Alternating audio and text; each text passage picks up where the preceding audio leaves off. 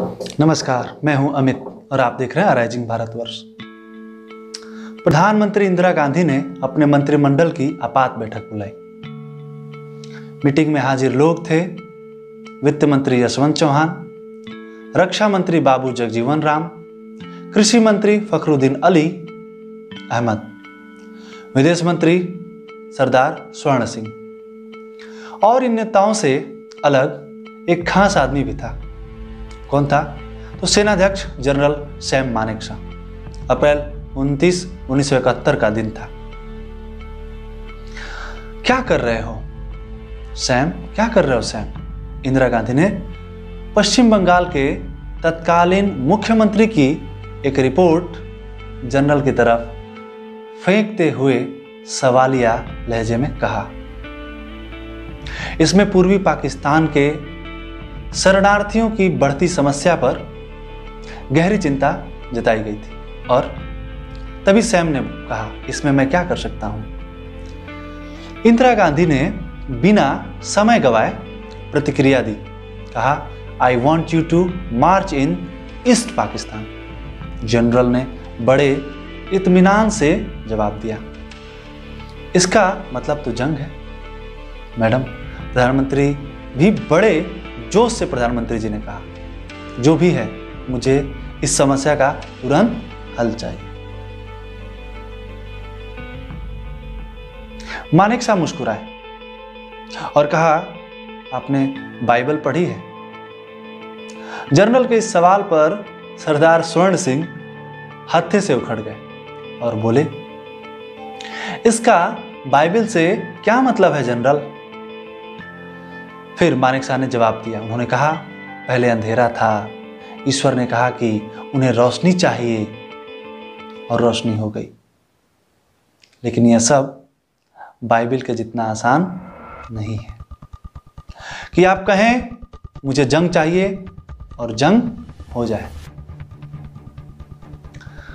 क्या तुम डर गए जनरल? यही शब्द थे यशवंत चौहान के। यशवंत चौहान ने कहा, क्या तुम डर गए जनरल? बातचीत में उन्होंने दखल देते हुए कहा।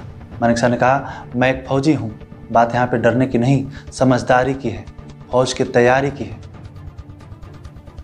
इस समय हम लोग तैयार नहीं हैं। आप भी चाहती हैं तो हम लड़ लेंगे, पर मैं गारंटी देता हूं कि हम हार जाएंगे। हम अप्रैल के महीने में हैं, पश्चिम सेक्टर में बर्फ पिघलने लगी है, हिमालय के दर्रे खुलने वाले हैं। क्या होगा अगर चीन ने भी पाकिस्तान का साथ देते हुए वहां से हमला कर दिया? कुछ दिनों में पूर्वी पाकिस्तान में मॉनसून आ जाएगा, गंगा को पार पाने में ही मुश्किल होगी। ऐसे में मेरे पास सिर्फ सड़क के जरिए वहां तक पहुंचने का एकमात्र रास्ता बचेगा। आप चाहती हैं कि मैं 30 टैंक और 2 बख्तरबंद डिवीजन लेकर हमला बोल दूं? बस क्या, मीटिंग खत्म हो चुकी थी। आगे सैम मानेकशॉ ने बताया, क्या आपको पता है मुगलों ने आसाम को क्यों मुगल आसाम को क्यों नहीं जीत पाए? बरसाती नालों के कारण। मुगलों की फौज आगे तो बढ़ जाती थी, परंतु जो ही पीछे हटती वो इन नालों में फंस जाती थी। अब आप कल्पना करिए उन्होंने ऐसी क्यों कहा बात। उनके ऐसा बोलते ही मीटिंग खत्म होने की देरी थी। जगजीवन राम ने सैम मानेकशॉ का हाथ पकड़ा और कहा, मान जाओ ना यार, हमारी जनता केवल जाति के आधार पर इस तरह के अदूरदर्शी राजनेता चुनती थी, जिन्हें अपने सैनिकों के जीवन की कोई परवाह नहीं थी।